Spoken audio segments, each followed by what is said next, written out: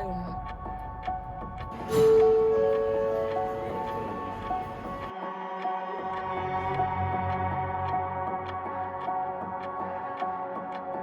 Ne dis pas t'en pas honte parce que Ah là, non, non, attends de savoir. ils vont se faire du souci. Ah bah oui, quand t'es à distance comme ça, faut pas...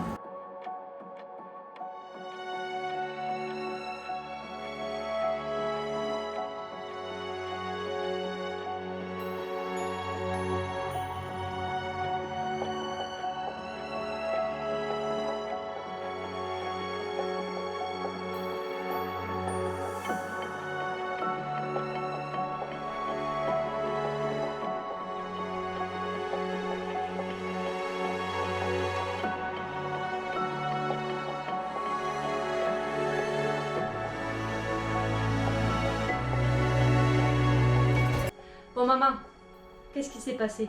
Alors, qu'est-ce qui s'est passé? Quelque chose que moi je redoute, mais je pense que vous aussi vous redoutez ça, c'est de tomber malade quand on est loin de chez soi, donc à l'étranger. On ne connaît pas les médecins, on ne connaît pas la langue, on connaît pas les médicaments et surtout, bon, je n'ai pas la couverture sociale ici. Malheureusement, quand vous avez mal, vous avez une douleur qui est horrible, c'est plus possible. Donc c'était quand alors? Vendredi matin, je me suis réveillée, tranquille, et je voulais préparer le jus d'orange pour ma petite fille, Emma.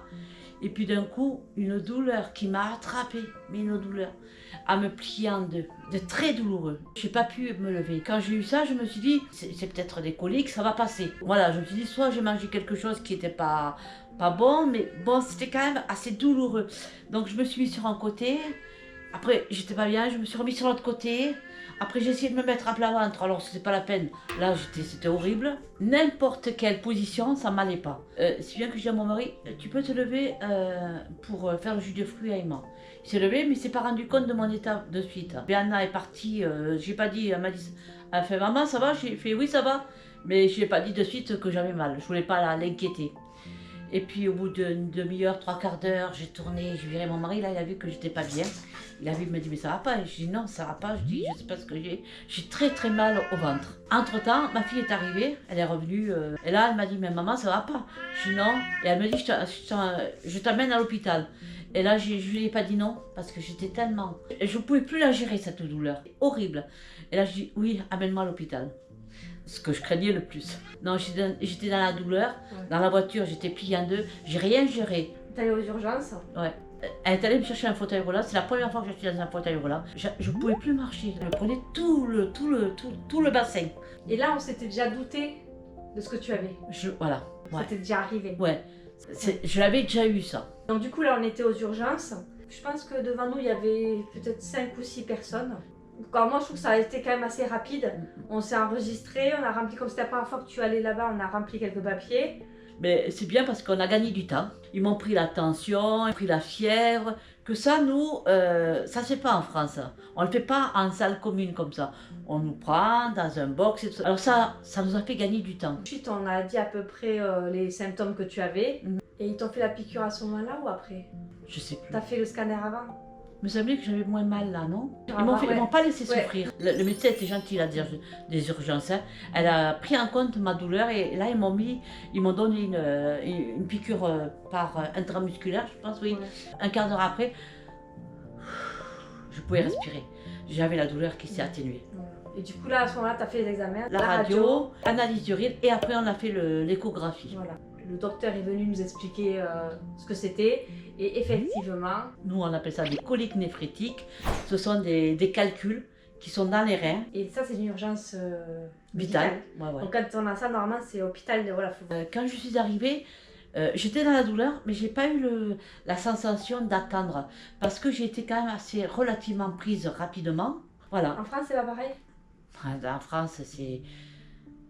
En France, c'est malheureusement, mais c'est l'attente. Le problème, je sais pas où il est le problème. Je sais qu'on attend très longtemps aux urgences. Un très bon ressenti des urgences à Taïwan. Très très bon. Franchement, merci. Hein. Tu te souviens à l'entrée quand on a attendu qu'il y avait quelqu'un qui était un peu agité? Oui. Oui, moi je dis 2 mots alors sur ça. Oui. 好，我来补充一下我们的那时候刚去那个地震哦，因为我觉得是跟法国真的是比较有差别。去急诊一定会有人很紧张，很容易发脾气，这个每个国家都有。相信这个不是只有法国，是台湾的，对，大家都有。但是我觉得台湾跟法国差很多。先讲法国的，不是说比较凶，但是对我们比较凶，我觉得两边都很凶。但是如果你开始对护士还是会对医生，反正就是对，或是警察或是 firefighter 开始凶，开始没礼貌哦，他们就不会管你，然后会很凶回来。所以你不能在急诊太凶，然后太生气，不然他们也会骂回来。在法国真的是很可怕。但是在台湾，因为刚好我看到那个人也是很凶。开始大声说哦，这里没有人管我什么，我好像他受伤了一个刀的什么，然后就是开始很凶，然后护士跟医生，然后他们都很安静，就是不会 fight back， 就是会保持他们的就是不要凶，因为其实如果你一个人已经很生气很凶，然后你 fight back 就会很容易就爆炸，或是就没有好的效果。但是我觉得台湾的方式的处理真的是很棒，因为他们就会不会像法国就 fight back， 对，这个我觉得台湾这个很厉害，但是我觉得我们真的不能这样发脾气，真的大家都护士真的很辛苦，每一天看到很可怕的事情，看到很多人痛苦，有一些人也快死了，真的要原谅他们，然后他们也不会让你死，也不会帮你照顾好，他们一定会帮你照顾好，所以真的我们要好好的对他们，所以这个真的是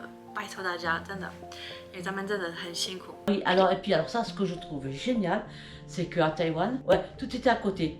La radio, l'échographie, tout. À Moissac, c'est un petit hôpital et il faut prendre l'ascenseur, on passe à la radio, pour remonter, pour repasser au scanner, pour repasser.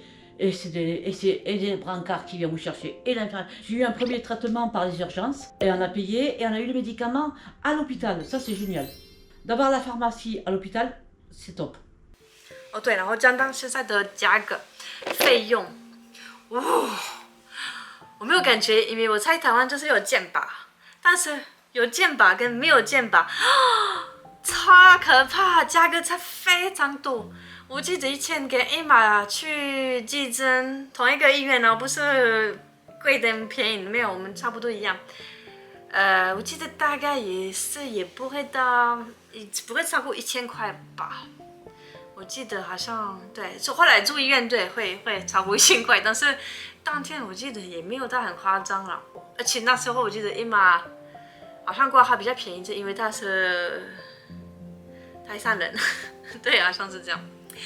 OK， 所以我妈没有健保，所以就是当然要付没有健保的价格，差很多。跟大家分享一下没有健保的费用，我们急诊那一天是付了2800，晚上看医生870，一个礼拜后回诊付了1600。妈妈没有健保，不然呢可以马上开刀是最安全的。有问医生，大概如果没有健保的费用是大概多少钱？也是到3万到4万。我跟我妈妈讲，我说不管怎么样，如果真的需要开刀，就是要开刀，不要看多少钱。你是我的最重要的人，所以不管怎么样，我就是会付了。是我请你来台湾，所以我不可能让你那么痛苦。对，真的是所以我很开心的。这一次我妈不是很严重的，但是我们处理得好，然后大家都 OK， 然后希望不会再发生，因为当下真的我太紧张了，太紧张。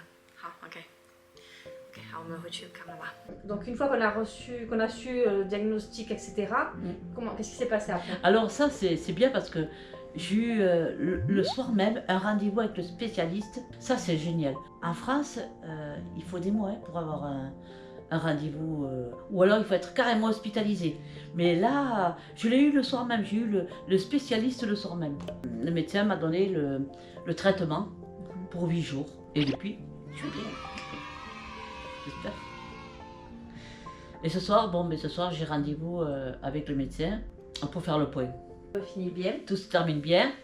Croisons les doigts que tout se passe bien. Voilà, on met quelques prises de vue qu'on a pris au rendez-vous ce soir. Bon, mais nous voici de retour. Oui, mais ça va mieux là. Tu marches plus comme. Ah non, mais j'ai plus besoin de fauteuil. On va en bas. On va Allez, faire on va. la radio. Alors, voyez là, on va croiser les doigts. Que les pierres. Que les cailloux soient partis. Je puisse repartir tranquille en France. Super. Très belle.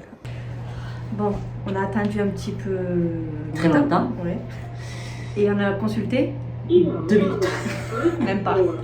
On vous rassure, Tout va bien. tout va bien. Donc tu dis, 今天的影片到这里。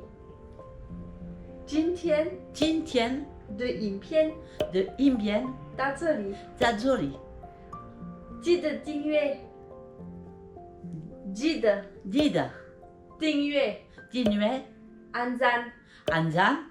啊，À plus tard。这一次妈妈来真的是比较久，从去年11月到现在，最害怕真的是爸爸妈妈、长辈、家人都生病，不能好好照顾他是最可怕、最担心。以前大家在法国身体不舒服都不知道，都没办法照顾。今天在台湾不舒服，我就可以好好的照顾他。从小都是妈妈照顾我们，现在照顾他，当然是应该的。We don't need your sympathy, just a little empathy. I might go a little crazy, but why can't you see?